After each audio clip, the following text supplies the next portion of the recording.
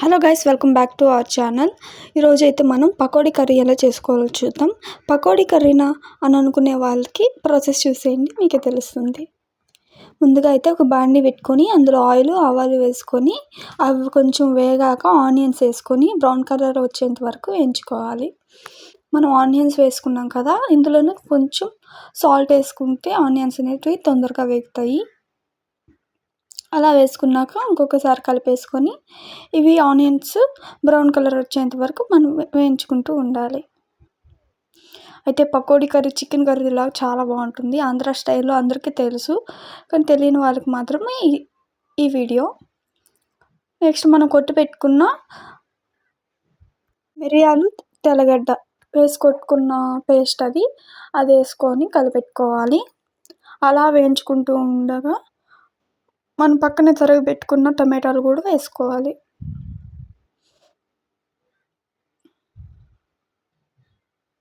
అలా వేసుకుని ఇంకొకసారి కలుపుకోవాలి. ఇవన్నీ బాగా మగ్గనివ్వాలి.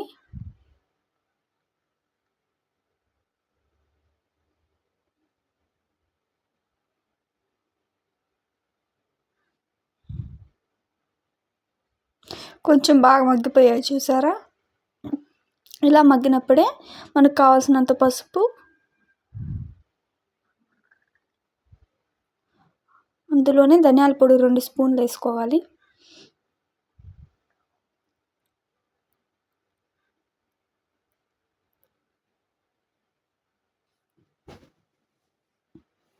అలా వేసుకున్న తర్వాత వీటిని బాగా కలిపెట్టుకోవాలి. అంతా కలిసేంత వరకు కలుపుకోవాలి. అలా కలుపుకున్నాక అడుగు మాడిపోకుండా ఉండడానికి కొంచెం వాటర్ వేసుకున్నా. బాగా కలిపేసుకున్నాక వీటిని బాగా మగ్గనివ్వాలి. ఇలా అయిన తర్వాత మనకు కావాల్సినంత కారం వేసుకోవాలి.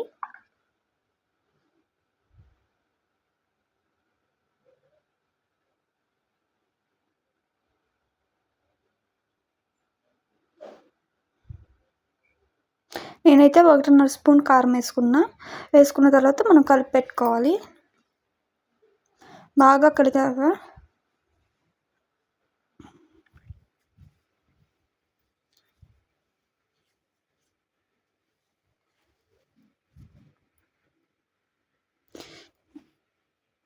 చూసారా, ఇలా బాగా కలిపేసుకోవాలి.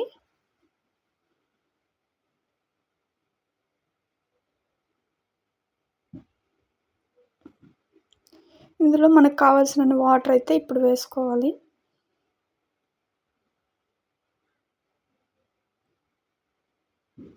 వాటర్ వేసుకొని బాగా కలిపేసుకున్నాక మళ్ళీ ఇంకొన్ని వాటర్ కావాలో అన్నీ వేసుకోవాలి. నేనైతే మొత్తానికి 2 గ్లాసెస్ వాటర్ అయితే వేసా. ఇలా బాగా ఉడికించేంత వరకు పైన ఆయిల్ తేలాలన్నమాట. అంతవరకు ఉడికించుకొని మన కాడ ఉన్న పకోడా వేసేసుకోవాలి.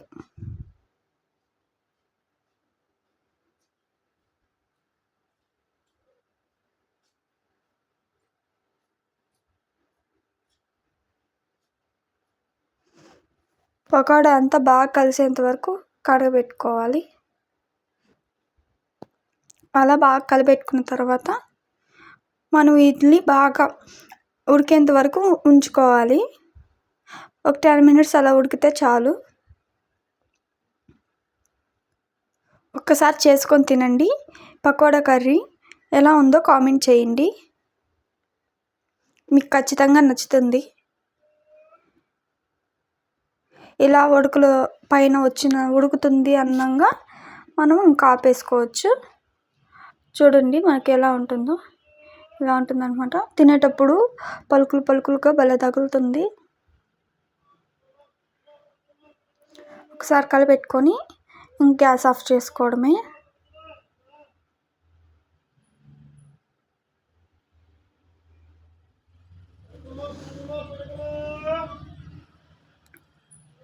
ఈసారి మీ ఇంట్లో ఒకసారి చేసుకొని ట్రై చేసి మాకు చెప్పండి, కామెంట్ చేయండి.